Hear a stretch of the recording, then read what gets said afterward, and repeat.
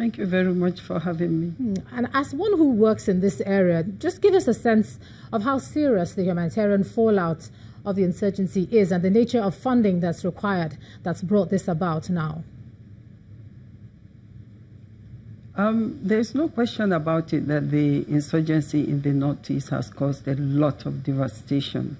Like you mentioned in the report, Borno State has been the hardest hit.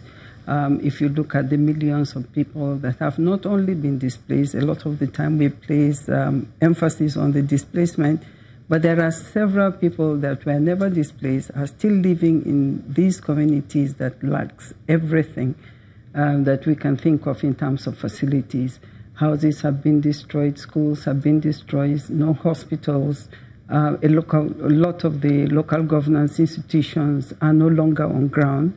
And most of the people that are in some of the severely affected areas are living with or without any local authority at all. So the needs are indeed enormous in terms of infrastructure and just the general livelihood of the population. Okay, and looking at the need, I mean, there's been funding coming in from the international community, different bodies and sources, and now we're hoping that the private sector comes in and steps in to bridge this fund gap you're talking about. But what about a situation where the funds are generated, but then disbursement to the people who actually need it becomes the problem? How do you see the steering committee overcoming this challenge of those who really need this fund being starved of it? I think for us in Nigeria, we already have an example that had been set. In 2014, July, the federal government of Nigeria decided to go into partnership with the private sector in the country to put together a team under the chairmanship of General T.Y. Najuma retired that had worked tirelessly to mobilize funding from the private sector to support the Northeast. That is what the Presidential Committee on the Victim Support Fund mobilized over 54 billion naira. So I want us to know that the whole issue of private sector participation and support for the Northeast is not new. What we are hoping will happen this time is that a lot more will come on board to support some of the initiatives that are already on ground. So we are hoping that with this one, all the companies and agencies that have not hitherto come forward or redeemed their pledges, that this will be an opportunity for them to do that.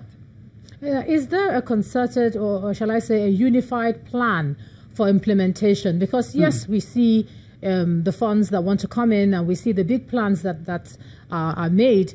But then when it comes to the implementation, you have that issue. And I'm asking this because news coming in, regarding the living conditions in IDP camps and places where people are displaced was not really great. So is there a plan to actually ensure that that is fixed beyond, the broader plan of funding? Yeah, in terms of implementation, we quite often say that in terms of what is happening, people cannot see.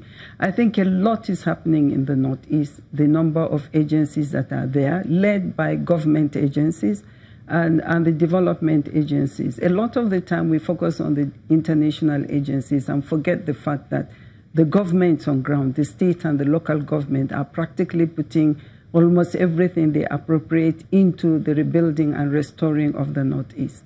I think that will continue to be some of the difficulties we are having seeing what is being put in there is because a lot of reconstruction is happening in the communities affected that are really not visible to Nigerians moving on ground.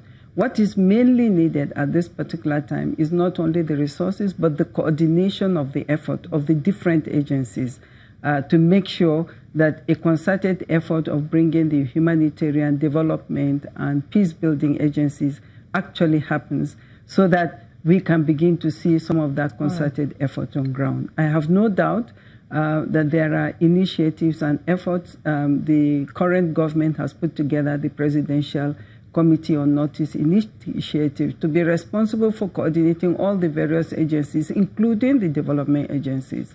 And right now, there are discussions of new way of working. All right.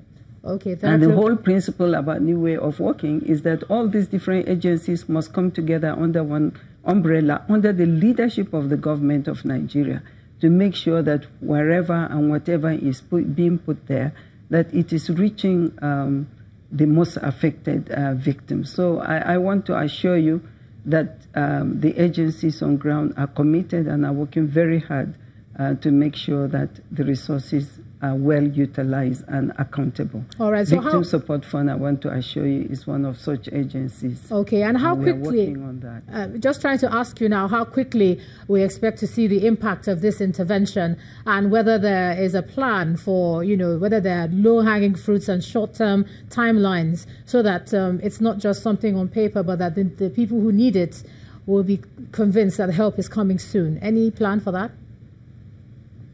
Very much so.